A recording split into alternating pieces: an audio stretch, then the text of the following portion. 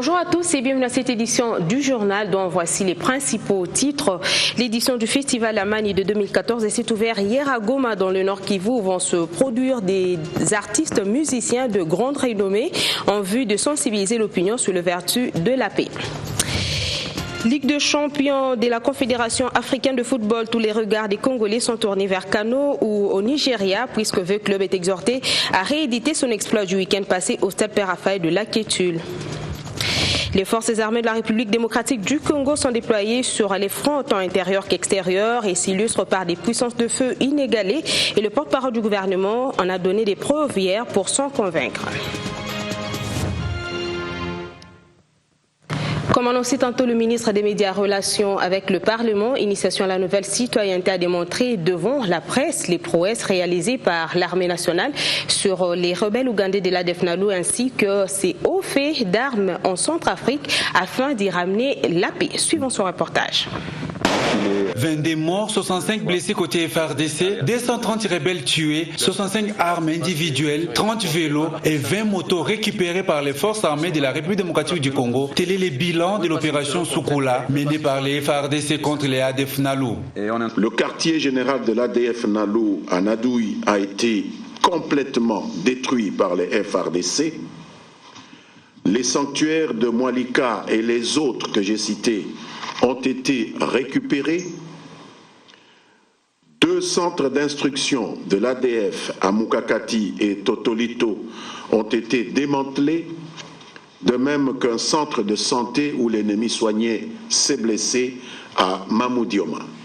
Une victoire des FARDC qui se manifeste par les contours de l'axe routier Mbao-Kamango. Les troupes des forces armées de la République démocratique du Congo, parties respectivement de Mbao, qui est pas très loin de Beni, et de Kamango, 65 km plus loin, à proximité de la frontière avec l'Ouganda, les 2 éléments de la force FARDC ont fait jonction hier dans l'après-midi sur le pont de la rivière Semliki. Ce qui veut dire qu'elles ont marqué la fin du contrôle de cet axe routier important par les forces négatives qui l'occupaient depuis plus d'une dizaine d'années. Deuxième communication de Lambert Mendeo Malanga face à la presse, les comportements exemplaires des contingents militaires congolais en République centrafricaine. 850 éléments des FARDC, 150 policiers congolais participent aux efforts pour rétablir l'ordre dans ces pays avec lesquels la RDC partage 1600 km de frontières. Les porte-parole du gouvernement a au nom de ces derniers rassuré aussi bien les acteurs politiques et les partenaires intéressés au processus électoral en République démocratique du Congo que dans les perspectives de celui-ci, la liberté d'expression du reste garantie tous les jours, laissera bel et bien, autant que les droits de l'opposition, la liberté des mouvements, l'indépendance et l'impartialité de la justice, tout comme l'assurance d'un espace politique ouvert. En 2016, il a dit autre chose. Alors pourquoi ça devient une question de débat? Sincèrement. Et c'est sur cette lancée que les habitants de Kamango, dans le Nord Kivu, ont mis sur pied des structures de mobilisation destinées à encourager les FARDC dans leur traque contre les éléments de la rébellion ougandaise. Les FARDC avancent dans cette forêt entre Mbao et Kamango, déjà près du pont Semliki. À Kamango, à 2 km de l'Ouganda, la population a déjà repris le travail du cacao. Elle attend avec impatience l'arrivée des forces congolaises. Le chef coutumier de la chefferie de Watalinga, le Mwami Sambili Bamukoka, qui a fui sa chefferie pour se réfugier ici, attend également les FARDC. Sai kufatana na gisi zone yetu tuko ndani ya operation, kunakuwa sehemu ambayo mpaka sai waraia hawayarudia na sababu zinajulikana wazi kwa gisi tukangali ndani ya hali ya. Les forces congolaises ne lésinent pas sur les moyens pour attaquer les rebelles ougandais ADF qui se cachent dans cette forêt. Pendant ce temps, à Mbao, Oicha et à Beni, la jeunesse se réunit pour créer des cellules de communication avec les FARDC pour donner l'information précise pour qu'il n'y ait pas des intrus. Le porte-parole des FARDC et de l'opération Soukola 1, le colonel Olivier Amouli, se dit satisfait de la mobilisation de la jeunesse.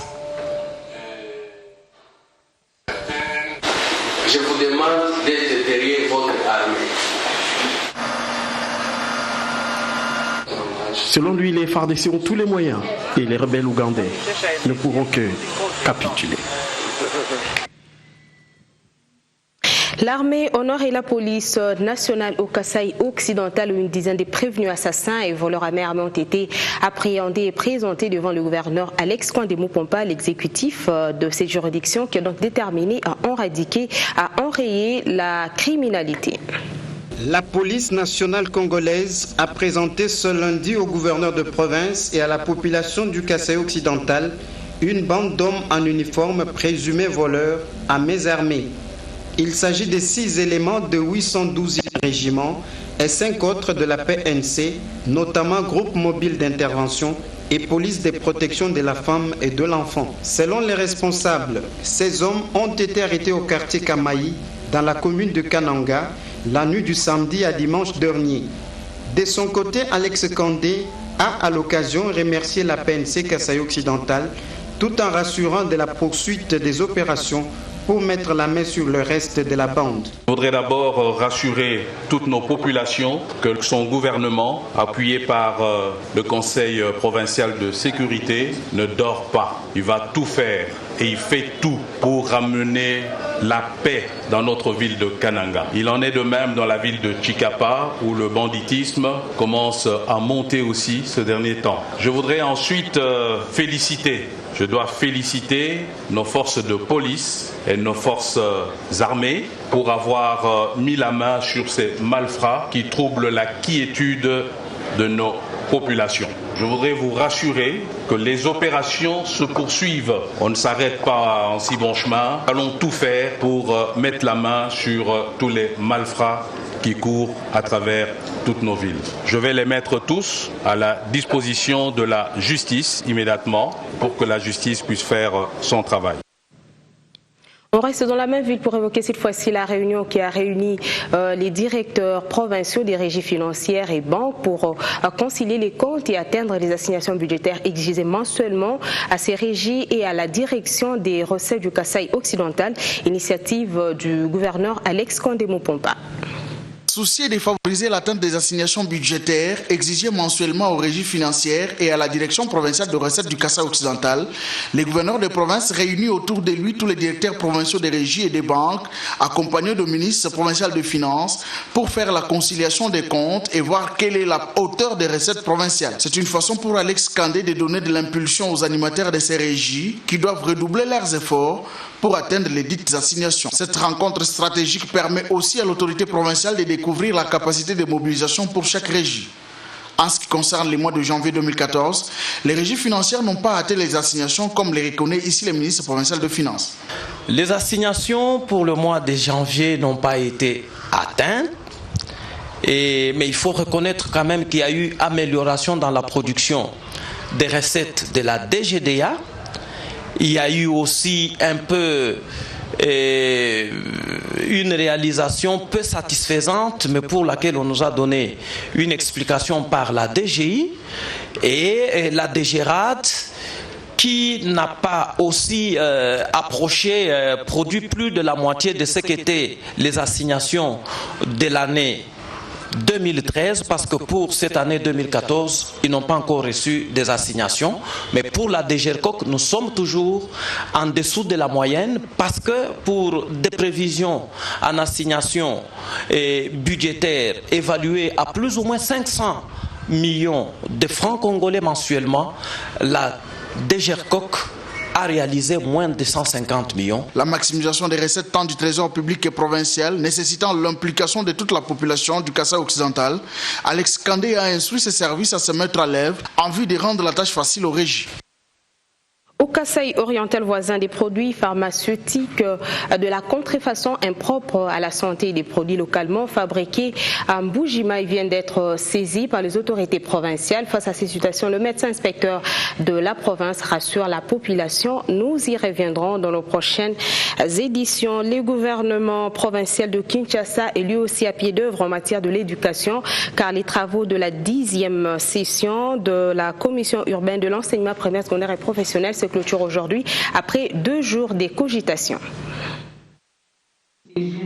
Cette 10e session de la commission urbaine de l'enseignement primaire, secondaire et professionnel vise plusieurs objectifs, notamment la validation des mandats des membres et l'évaluation à mi-parcours de l'année scolaire 2013-2014. Nous insisterons, comme toujours, sur l'application des instructions officielles qui commencent par le respect du calendrier scolaire et nous verrons cela sur les 3 volets administratifs, financiers et pédagogiques.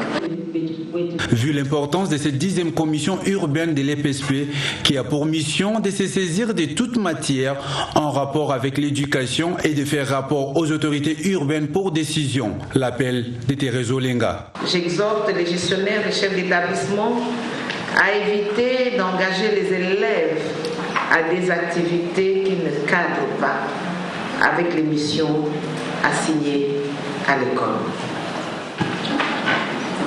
Le respect des instructions et directives, notamment dans la fixation des frais scolaires, les frais scolaires étant fixés en nomenclature unique en début de l'année, aucune charge indue ne peut être imposée aux parents par la suite.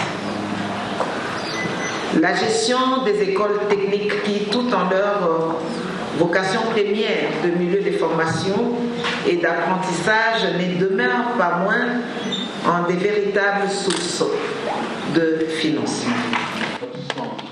Espérons qu'après ces 10 jours de travaux, les résolutions et recommandations qui sortiront des échanges et débats seront de nature à booster les efforts des autorités urbaines à ce qui concerne l'enseignement primaire, secondaire et professionnel. Retournons au Kasaï oriental pour parler des produits pharmaceutiques, de la contrefaçon impropre à la santé et produits localement en Mbuji-Mayi qui vient d'être saisi par les autorités provinciales. Le médecin inspecteur de la province rassure la population. Franck Bambi Chikumbila pour la correspondance. De circulation en République démocratique du Congo, les produits médicaux de la firme Zenufa seraient déversés sur le marché de Mbuji-Mayi. Pour s'en rendre compte, la division provinciale de la santé vient d'initier un contrôle global de tous les médicaments dans les hôpitaux et pharmacies à travers la province du Kasaï oriental. Pendant une semaine, des équipes déployées sur le terrain devraient s'assurer de la conformité de tous les produits médicaux disponibles dans ces structures. Selon le maître inspecteur provincial, ce contrôle a été motivé par cet incident survenu en début de la semaine. En effet, après la prise de paracétamol Zenufa, 2 enfants sont restés endormis pendant plusieurs heures. Situation qui a poussé le corps médical à suspecter la présence dans ce produit des effets somnifères à longue durée. La population est donc appelée à plus de vigilance en attendant les résultats non seulement de ce contrôle, mais également de la contre-expertise décrétée par la firme Zenufa à Kinshasa. Le responsable de cette firme à Mbuji-Mayi demande à ceux de leurs clients qui détiennent le produit Zenufa de ne pas le mettre à la disposition de la population. Toujours dans ce secteur de la santé, ajoutant que la zone des Chitengue, à une dizaine de kilomètres de Mbuji-Mayi, est touchée par la rougeole. 88 cas, dont un décès, ont déjà été enregistrés depuis le début de l'année. Principale cible de la maladie, les enfants de moins de 5 ans. Des confrères commentent d'autres effets d'actualité en ce début de week-end à travers les lignes. Monique Kasseya-Moulachi, experte en genre, se pose cette question avant d'y apporter une réponse. Des rencontres féministes ou non, ce qui nous unit tous afin de compter, c'est la lutte au quotidien, le respect des droits des femmes, le rapport au changement des sociétés afin d'avoir 2 pouvoirs publics, des réponses appropriées malgré la multiplicité des concepts féminisme et genre, dépendant non seulement des contextes culturels, politiques, économiques et sociaux, mais aussi des mouvements des femmes du Nord comme du Sud.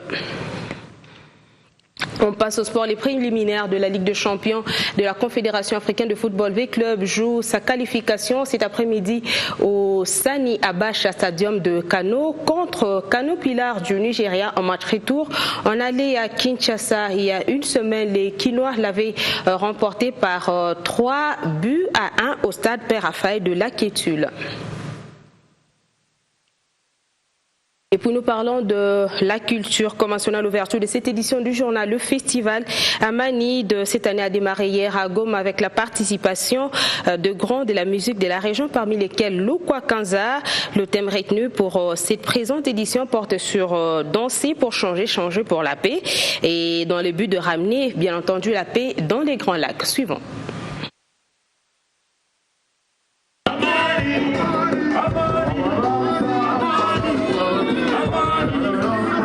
Ici, nous sommes à la place Jean-Paul II, au collège Mwanga à Goma, où se déroule le festival Amani, traduit en français la paix. Devant nous, 2 valves où les gens apposent leur signature. Madame Alice nous explique l'essence de ces signatures. Bon, les signatures, c'est juste pour la paix à l'est de la République démocratique du Congo. Non, c'est juste une preuve pour montrer aux Nations Unies que vraiment, à l'est de la République démocratique du Congo, nous avons besoin de la paix. Donc, pour dire que ces signatures seront amenées aux Nations Unies? Oui, pour preuve que vraiment à l'est, tout le monde plaide pour la paix. Je suis sûre parce qu'il y aura plusieurs signatures et ça pourra donner comme preuve.